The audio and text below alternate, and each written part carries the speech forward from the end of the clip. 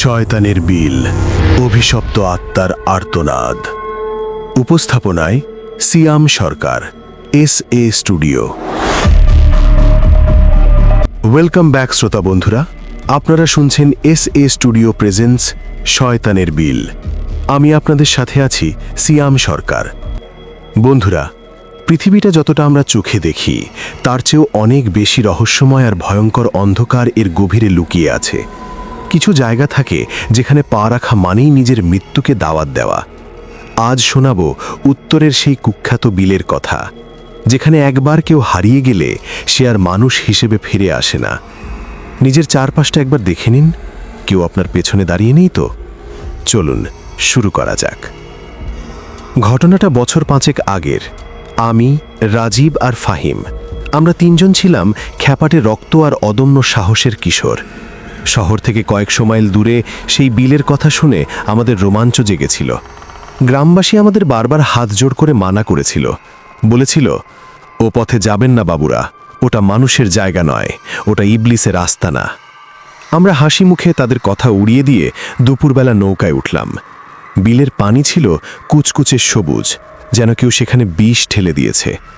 যত ভেতরের দিকে যাচ্ছিলাম, চারপাশের দৃশ্যগুলো পাল্টে যাচ্ছিল। হিজল আর করজ গাছগুলো এমনভাবে ঝুঁকেছিল যেন তারা একে অপরের সাথে ফিসফিস করে বলছে, নতুন শিকার এসেছে। সূর্যের আলো সেখানে পৌঁছাতে পারছে না। এক অদ্ভুত ধূসর অন্ধকার চারপাশ গিলে খাচ্ছিল। বিকেলের দিকে আমরা বিলের মাঝে একটা পরিত্যক্ত ভিটায় তাঁবু গাড়লাম। রাজীব আর ফাহিম ছিপ ফেলে বসে থাকল। কিন্তু অদ্ভুত ব্যাপার, পানির নিচে কোনো জীবনের চিহ্ন নেই, কোনো মাছ নেই, কেবল কালো কচুরিপানা। সন্ধে হতেই চারপাশটা কুয়াশায় একদম সাদা হয়ে গেল। সেই কুয়াশা সাধারণ ছিল না, তাতে মরা পচা মাংসের গন্ধ মিশেছিল।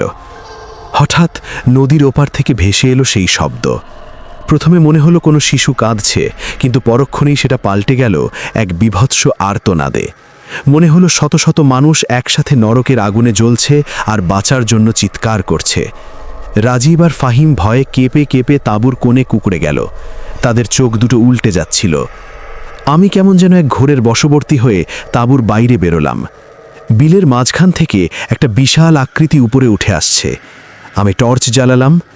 যা দেখলাম তা দেখার পর আমার হৃৎপিণ্ড প্রায় থেমে গিয়েছিল। পানির উপর ভেসে উঠেছে অসংখ্য মানুষের কাটা হাতের এক বীভৎস পিণ্ড। সেই হাতগুলো জীবন্ত সাপের মতো নড়াচড়া করছে। পিণ্ডের মাঝখানে একটি বিশাল আকার মুখ, যার দাঁতগুলো পচা হাড়ের মতো হলুদ। তার গায়ের প্রতিটি রোমকূপে জ্বলজ্বল করছিল হাজার হাজার রক্তবর্ণ লাল চোখ। সেই চোখগুলো আমার দিকে স্থির হয়ে তাকালো। মুহূর্তেই আর শরীরের সমস্ত শক্তি হারিয়ে গেল। আমার মনে হলো বিলের পানি থেকে হাজারো অদৃশ্য হাত আমার পা জড়িয়ে নিচের দিকে টানছে। সেই শিশুদের গলার স্বর এবার আমার কানের একদম কাছে বেজে উঠল, আমাদের সাথে থাকবে চলো, এখানে খুব শান্তি, এখানে শুধু অন্ধকার। তখনই দেখলাম আমার বন্ধু ফাহিমের শরীরের চামড়া ধীরে ধীরে ফ্যাকাশে হয়ে নীল হয়ে যাচ্ছে। আমি বুঝতে পারলাম এই শয়তান আমাদের আত্মা শুষে নিচ্ছে। হিতাহিত জ্ঞান হারিয়ে আমি পকেট থেকে দিয়াশলাই বের করলাম। তাঁবুর পাশে থাকা শুকনো জঙ্গল আর খড়ের স্তূপে আগুন লাগিয়ে দিলাম। আগুন দাউ দাউ করে জ্বলে উঠতেই সেই বীভৎস হাতের পিণ্ডটি এক নারকীয় চিৎকার দিল। আগুনের তাপে সেই হাজার হাজার চোখ এক এক করে ফাটতে শুরু করল। সেই বিকট শব্দ আর গন্ধে আমি জ্ঞান হারিয়ে ফেললাম। পরদিন যখন জ্ঞান ফিরল, দেখলাম গ্রামবাসী আমাদের ঘিরে দাঁড়িয়ে আছে। আমি তাকিয়ে দেখলাম রাজীব আর ফাহিম বেঁচে আছে ঠিকই, কিন্তু তাদের মাথার চুল এক রাতে একদম ধবধবে সাদা হয়ে গেছে। আর সেই পোড়া মাটির স্তূপের মাঝে পড়েছিল সেই অদ্ভুত পুতুলটি, যার হাতগুলো ঠিক সেই রাতের সেই পিণ্ডটি অত দেখতে। সবচেয়ে ভয়ঙ্কর কি জানেন? সেই পুতুলের গায়ে আমার নাম খোদাই করা ছিল। বন্ধুরা, শয়তানের বিল আজও আছে। হয়তো কোনো এক অমাবস্যার রাতে আপনাদের কাউকেও সে ডাক দেবে, কিন্তু মনে রাখবেন, সেই ডাক শুনলে পেছনে তাকাবেন না। আজকের মতো SA স্টুডিও থেকে আমি সিয়াম সরকার বিদায় নিচ্ছি। ভালো থাকুন আর দোয়া করুন যেন আজ রাতে আপনার জানালার ওপাশে কেউ শিশুদের গলায় আপনাকে না ডাকে। শুভরাত্রি।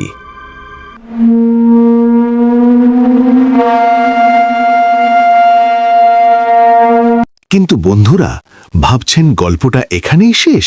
না, নয়। ওই পুতুলটা আমাদের সাথে শহরে ফিরে এসেছিল। কি হয়েছিল তারপর জানতে চোখ রাখুন এসএ স্টুডিওর পরবর্তী বিশেষ পর্বে। সতর্কতা, এই গল্প সম্পূর্ণ কল্পনাপ্রসূত। গল্পের চরিত্র ও ঘটনা বাস্তবে ঘটে নাই। এটি শুধুমাত্র ভয় উদ্দীপক বিনোদনের জন্য। গুরুত্বপূর্ণ নোট বা কপিরাইট: এই গল্পের সকল অধিকার এস.এ. সিয়াম সরকার বা এস.এ. স্টুডিওর। অনুমতি ছাড়া কপি, পুনঃপ্রকাশ বা ব্যবহার কঠোরভাবে নিষিদ্ধ। লেখক S A. Siam Sarkar. Page S A. Studio. এই পর্যন্তই আজকের ভয়ের গল্প। ধন্যবাদ সবাইকে শেষ পর্যন্ত থাকার জন্য। এই রকম আরও ভয়ানক কাহিনী পেতে চ্যানেল এস.এ. স্টুডিও ফলো করুন। আপনাদের সাথে ছিলাম আমি সিয়াম সরকার। আবার দেখা হবে নতুন কোনো রাতের গল্পে, নতুন কোনো বিভীষিকায়। ভালো থাকবেন সবাই, আর অবশ্যই এস.এ. স্টুডিওর সাথেই থাকবেন। এরকম আরও ইন্টারেস্টিং গল্প পেতে আমাদের পেজটা ফলো করবেন। ভয়ের আরেক নাম এসএ স্টুডিও উইথ সিয়াম সরকার। যেখানে শেষ হয় সাহস, সেখান থেকেই শুরু আমাদের গল্প। আর ভুলেও একা দেখো না, কারণ আতঙ্ক এখন তোমার দরজায়।